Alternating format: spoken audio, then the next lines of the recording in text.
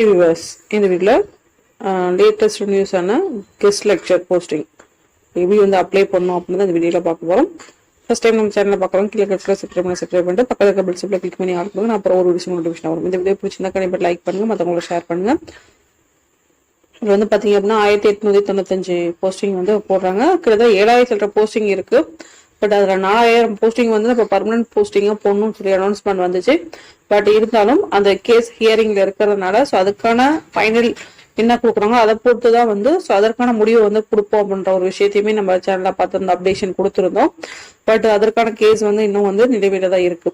So இப்போ வந்து பார்த்தீங்க அப்படின்னா லேட்டஸ்ட் நியூஸான இந்த 1895 போஸ்டிங் வந்து அது வந்து அதாவது பெர்மனன்ட் போஸ்டிங் வந்து காலதாமதம் ஆகும் அப்படின்ற ஒரு சூழ்நிலை இந்த கெஸ்ட் லெக்சர் போஸ்டிங் வந்து அவங்க டிக்ளேர் பண்ணியிருக்காங்க. ஸோ இது வந்து எப்படி நம்ம அப்ளை பண்ணணும் அப்படின்ற ஒரு விஷயத்தை தான் இந்த வீட்டில் நம்ம பார்க்க போகிறோம். ஸோ மாதத்துக்கு பார்த்தீங்க அப்படின்னா 20,000 வந்து அவங்க சேலரி கொடுக்குறாங்க. அதாவது வந்து பார்த்தீங்கன்னா ஒரு வருஷத்துக்கு 12 மாதம் அப்படின்னா 11 மாதம் தான் சம்பளம். லாஸ்ட் மே மாதம் வந்து சம்பளம் கிடையாது. ஓகேங்களா? அப்படின்ற ஒரு விஷயத்த அவங்க சொல்லியிருக்காங்க. தொகுப்பூதியமாக 20,000 விகிதம் டிசம்பர் முதல் 2020 ஏப்ரல் வரை 5 மாதங்களுக்கு மட்டும் சொல்லியிருக்காங்க. 5 மாதங்களுக்கு மட்டும் தான் சொல்லியிருக்காங்க.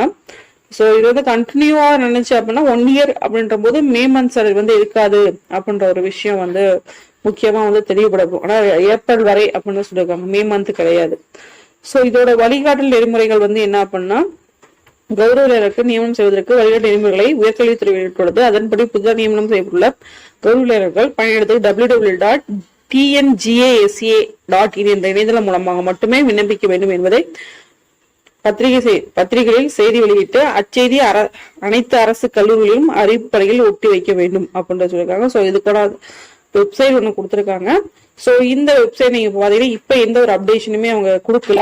மிக விரைவில் அதுக்கான அப்டேஷன் கண்டிப்பா வரும். ஓகேங்களா? ஸோ www.tngasa.in என்ற இணையதளத்தின் மூலமா வந்து விண்ணப்பம் செய்யணும். ஸோ இதுக்கான குவாலிஃபிகேஷன் வந்து என்ன அப்படின்னா ஸோ உயர்கல்வித்துறை அரசாணையில் 11/1/2021 வரையறுக்கப்பட்ட உதவி பெறுகிற பணிகளுக்கான கல்வி தகுதி பெற்றவர்கள் கௌரவ உயர்வாளர் பணியிடத்துக்கு விண்ணப்பிக்கலாம் அப்படின்னு சொல்லியிருக்காங்க. தகுதி உயர்வாளர் தங்களது பாஸ்போர்ட் அளவு புகைப்படத்துடன் முதுகலை எம்ஃபில் PhD பட்டம் மற்றும் முதுகலை பட்டத்திற்கு பெற்ற மதிப்பெண் சான்றிதழ் நகலுடன் மேற்குறிப்பிட்ட இணையதளத்தில் பதிவேற்றம் செய்து விண்ணப்பிக்க வேண்டும். ஏற்கனவே அரசு கல்லூரிகளில் பணியாற்றிய அனுபவ உள்ளவர்களுக்கு பணி அனுபவ அடிப்படையில் முன்னுரிமை அளிக்க வேண்டும். தற்போது பணித்தப்படும் கௌரவ உயர்வர்கள் முறையான நியமனம் பெறும் எவ்வித முன்னுரிமை அளிக்கப்பட மாட்டது என்று தெரியக்கூடாது.